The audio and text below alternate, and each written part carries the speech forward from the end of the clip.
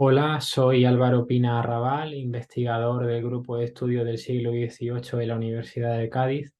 Quiero agradecerles en primer lugar la oportunidad de participar en este congreso, además de forma virtual en este caso.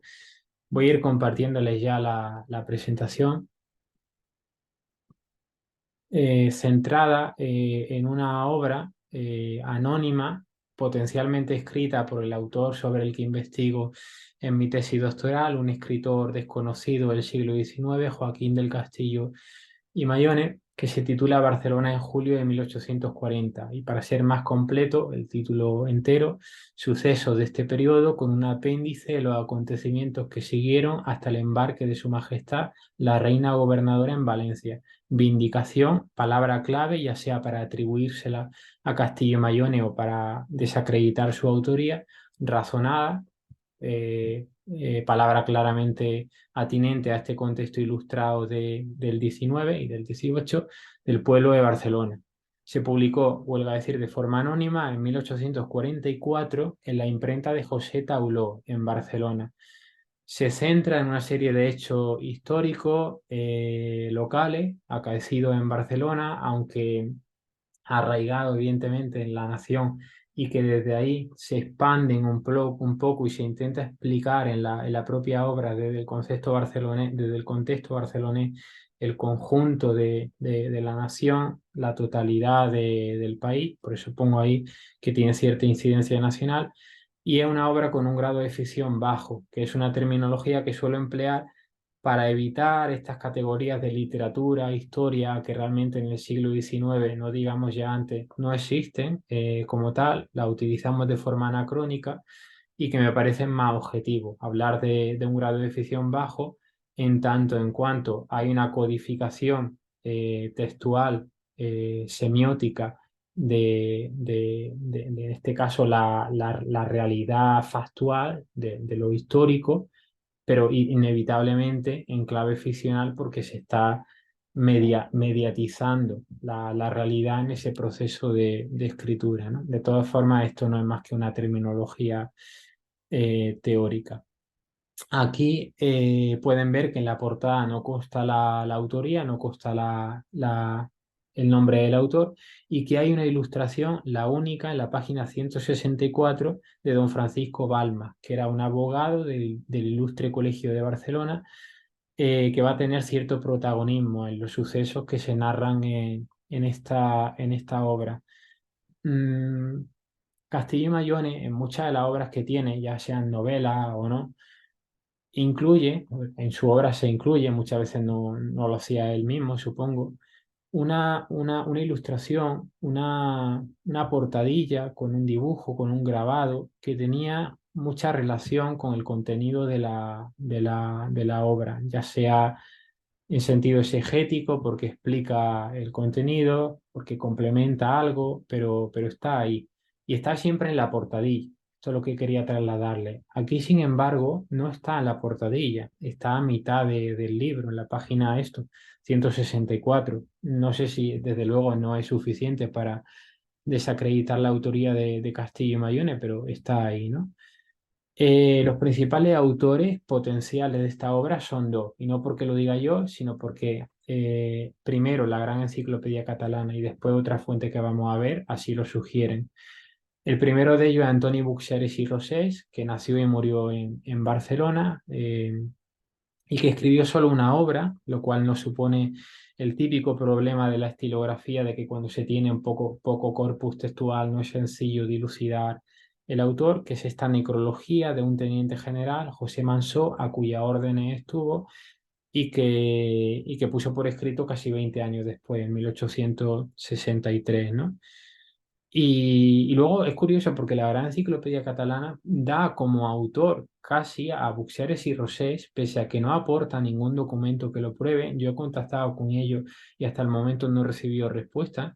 Y me parece que no es concluyente la autoría de Buxarès y Rosés, más que nada, insisto, porque aquí se dice que la publica de forma anónima, pero no hay más datos. No, los libreros que la venden, algunos son más cautos y ponen que es anónima, otros sí que indican, a día de hoy me refiero, que Buxarès y Rosés es el autor, no está claro. Él era padre de Josep Antoni Buxarès y Abad, no hay que confundirlo, porque el hijo también estuvo muy implicado en la sociedad agrícola de la Barcelona decimonónica y, en fin, si ven alguna obra del hijo, no puede contar como corpus textual del padre, ¿no? Luego Joaquín del Castillo y Mayone, que pudo nacer en México, en Belchite, en Barcelona incluso, pero quizá no fuera catalán de pura cepa, nació ahí, pues entre otras muchas obras, como recoge el Diccionario de la Literatura Catalana, se le atribuye Barcelona en julio de 1840. Y aquí sí son quizá más cautos y dicen que se le atribuye, aunque no especifican quién y por qué hace esa atribución, que es otra de las cuestiones. Y luego la bibliografía, la que he recogido ahí no es la mía, sino la que ellos aportan. Yo la he consultado, tengo el libro, que es una edición facsímil de la Bullanga de Barcelona, el propio Castillo Mayone, con prólogo de esta investigadora, de Ana María García Rovira, y ahí ella en ningún momento sugiere que la obra esta, Barcelona en julio de 1840, pueda ser de Castillo y Mayone. Con lo cual volvemos a una fuente que no termina de aclarar la fuente de la que ellos a su vez toman la información. El Diccionari de Historiografía Catalana aporta también algo de biografía de Castillo y Mayone, de quien casi no hay información biográfica, y sugiere, por ejemplo, tendrán estos datos, aunque realmente vuelven a no indicar la fuente, lo habrán recopilado ellos mismos, entiendo, que Castillo y Mayone se ocultó durante lo que consideraba la dictadura del barón de Mer, que en realidad era una capitanía general de tinte absolutista. Castillo y Mayone era liberal, radical, exaltado, ¿no? Luego, sin embargo, volvió a incorporarse a la milicia nacional en 1840, durante el trienio esparterista, hasta 1843, que es justo el periodo en el que suceden estos acontecimientos que se narran en Barcelona en julio de 1840. Aquí ven el conjunto de su obra, todo su corpus textual, en dos diapositivas. Esta es la primera de ellas. Como ven, empieza a publicar en 1831 con una ortografía de la lengua castellana y termina en el 53 con una antología de poesía o de narración en verso que él mismo antologa.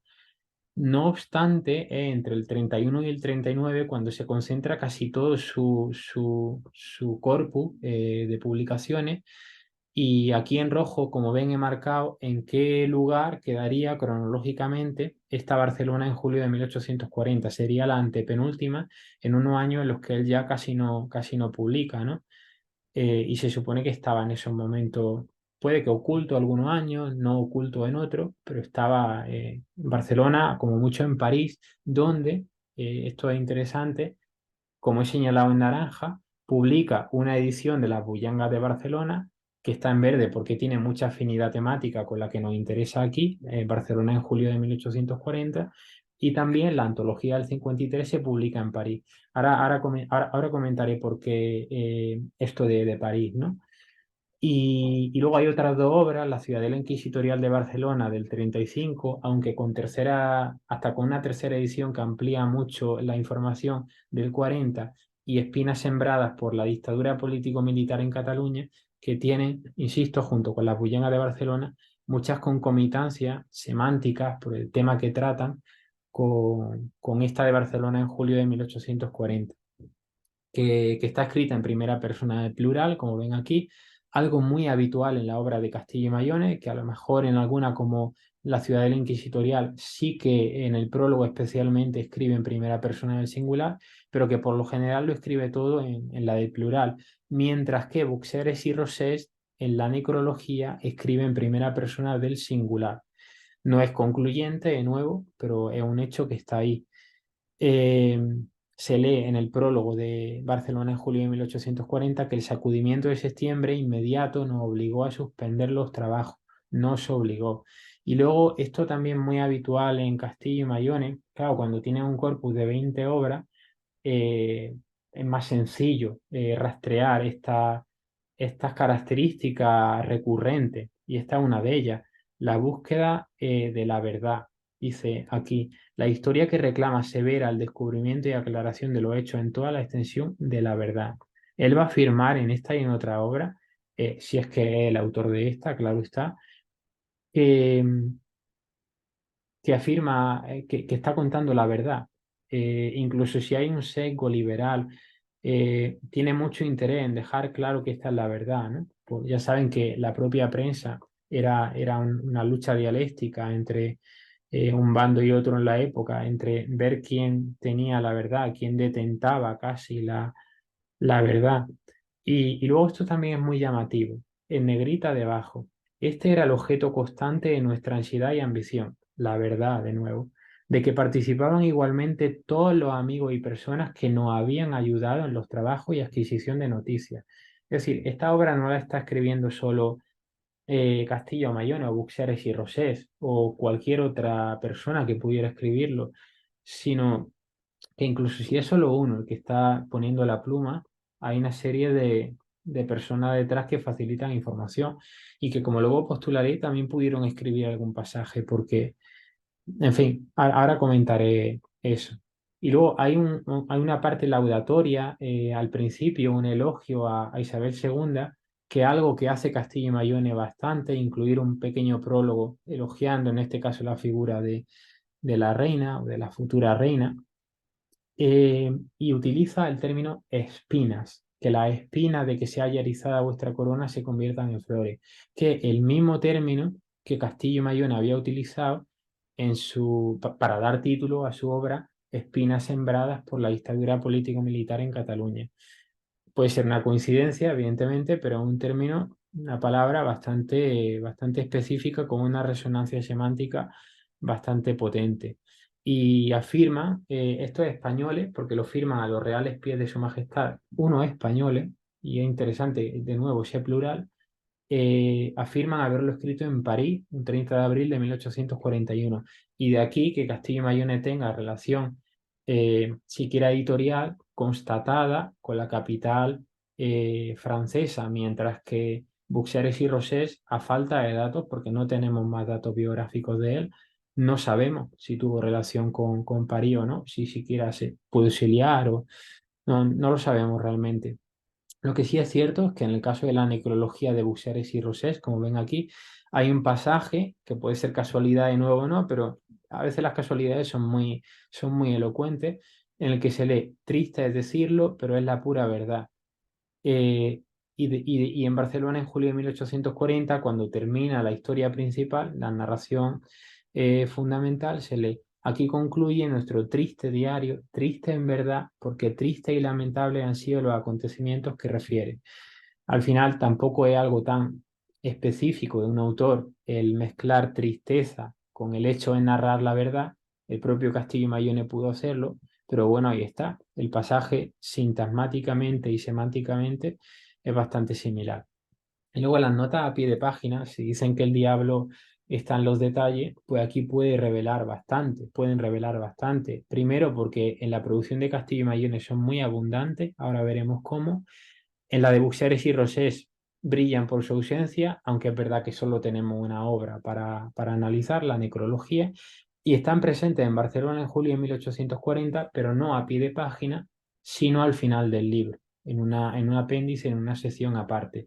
De ahí se podría deducir que la obra es de Buxares y Rosés, desde luego. En la producción de Castillo y Mayone, como vemos aquí, en la Ampullanga de Barcelona se ve que hay nota a pie de página. No voy a detenerme demasiado en esto para no consumir tiempo. Aquí en las espinas sembradas por la dictadura político-militar de Cataluña lo mismo. Y lo curioso es que la utiliza las notas a pie no para aportar datos objetivos o neutrales, sino normalmente para incluir un sesgo, como aquí mismo lo hace, si lees la nota. Está diciendo que alguien que murió maldiciendo a la patria, en realidad, como estaba en una situación de sumo peligro, de muerte inminente, pues lo hacía por eso y no porque no amara a la patria, que es lo que Castillo y Mayone propugnaba que había que hacer, ¿no?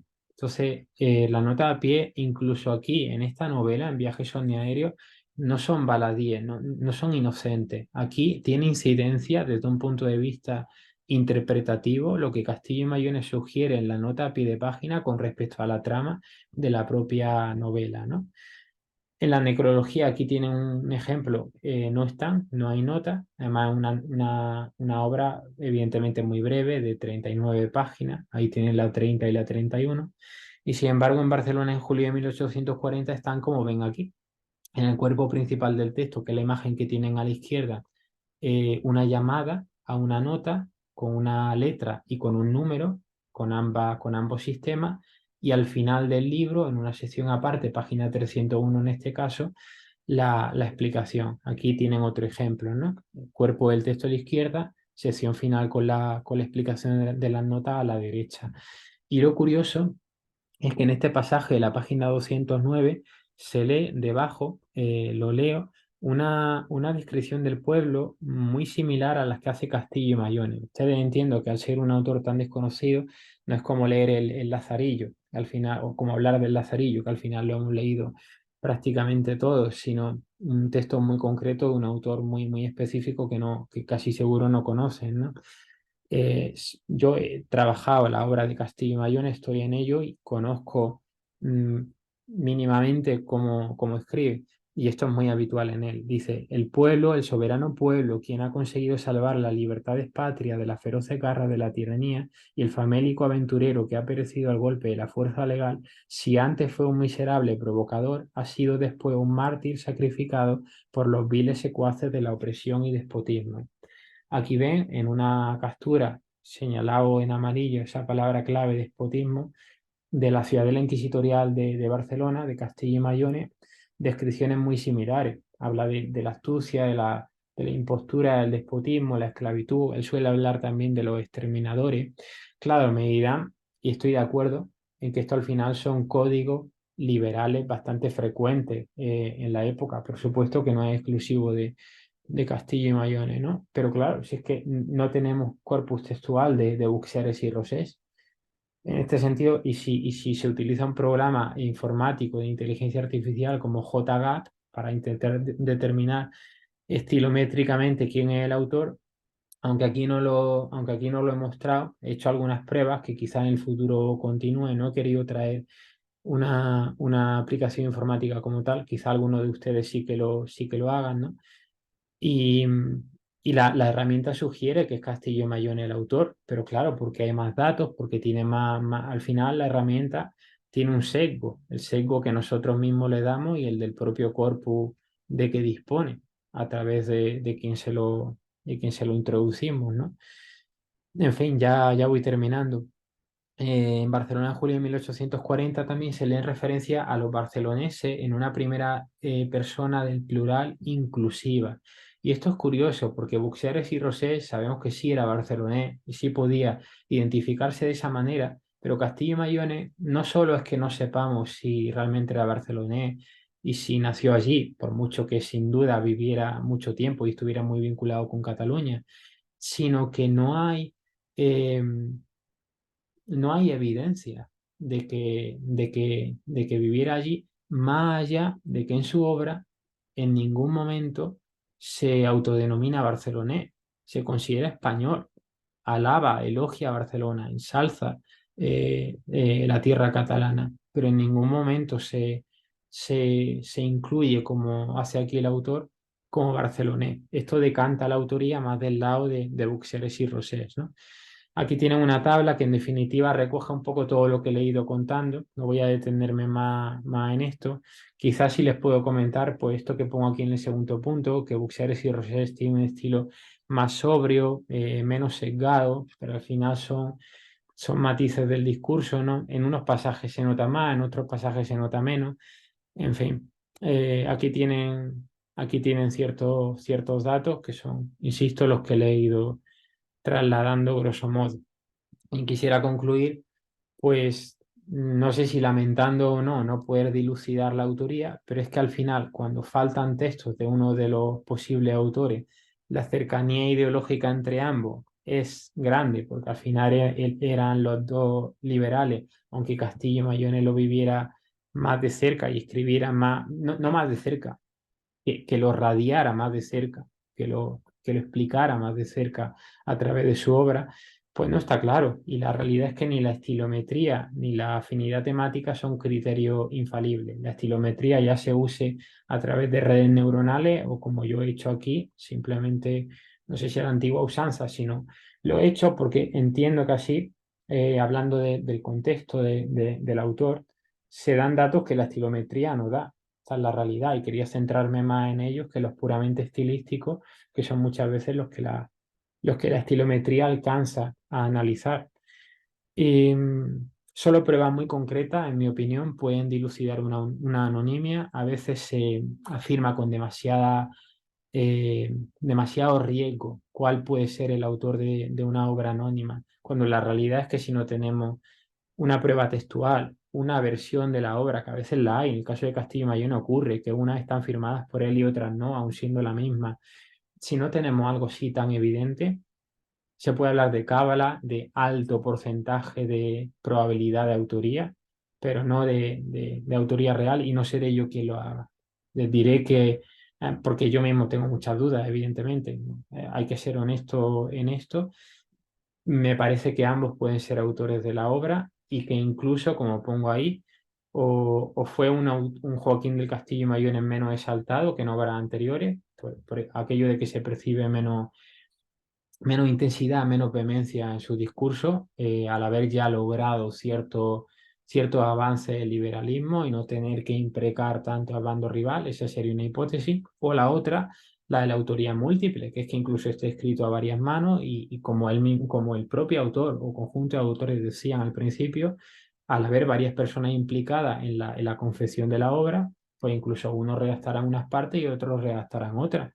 No, no consta, porque insisto, apenas hay datos biográficos que Castillo y Mayón y Buxeres y Rosés fueran amigos o que tuvieran cierta relación entre ellos, del tipo que fuera. No consta que publicaran en una. Castillo y Mayón no publicó que se sepa en ningún diario, no se sabe si coincidieron en algún periódico, en alguna publicación.